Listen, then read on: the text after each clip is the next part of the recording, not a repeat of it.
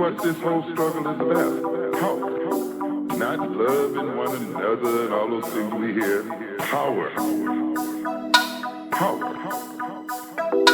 Power. Power. Power. Power. Power. Power. Power. And this is what we really have to be about, is the process of building a nation as a people. If you're not thinking in terms of nationhood, then I must say, frankly, you're not thinking seriously of being liberated. Trying to integrate and merge with our enemies is not going to solve our problem. And it's not going to happen, as a matter of fact. It is a fantasy that has kept us from taking care of business for far too long.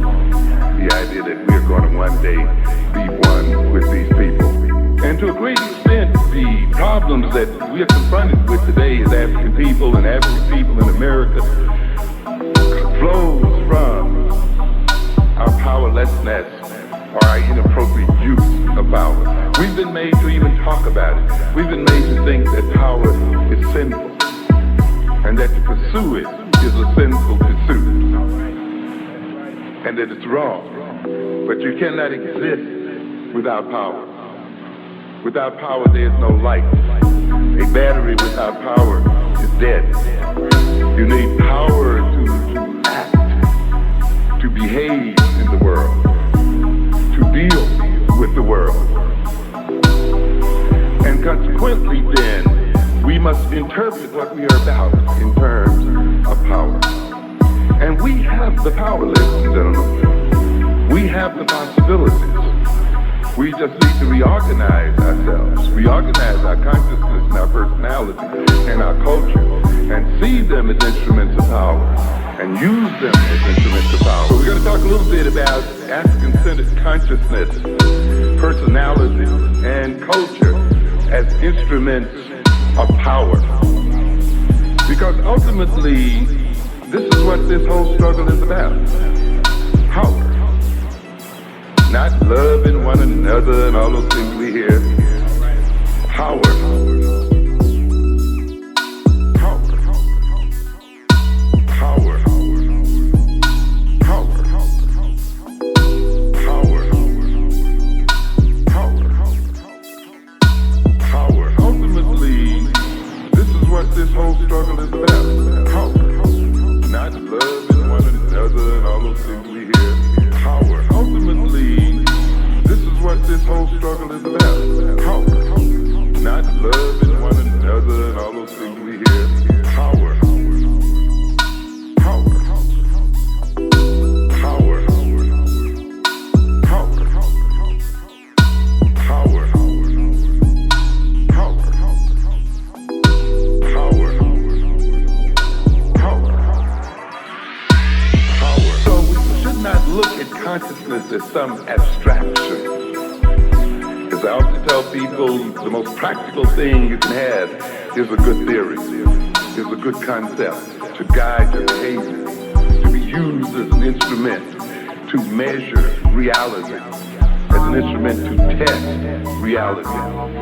A good theory then organizes the world and organizes one's approach to the world and permits one to be able to evaluate the world in terms of where one wants to go and in terms of what one wants to do. To be without fit in is to approach the world on an ad hoc basis, just to meet it here and there and to not approach it in a systematic form. To live reactionarily, always reacting to what other people are doing. Always being overwhelmed by events and overwhelmed by the future instead of creating events and creating the future and making the future. See, when one has then a good theory, a good concept, one is able to do that. Consciousness. Without human consciousness, there is no world.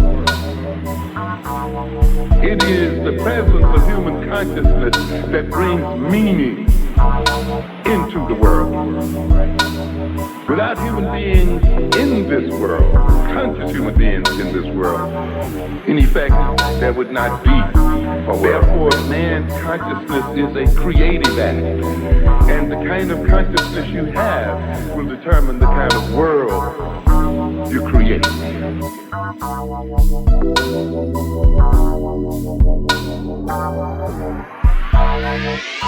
Ultimately, this is what this whole struggle is about. Power. Not loving one another and all those things we hear. Power. Ultimately, this is what this whole struggle is about. Power. Not loving one another and all those things we hear. Power.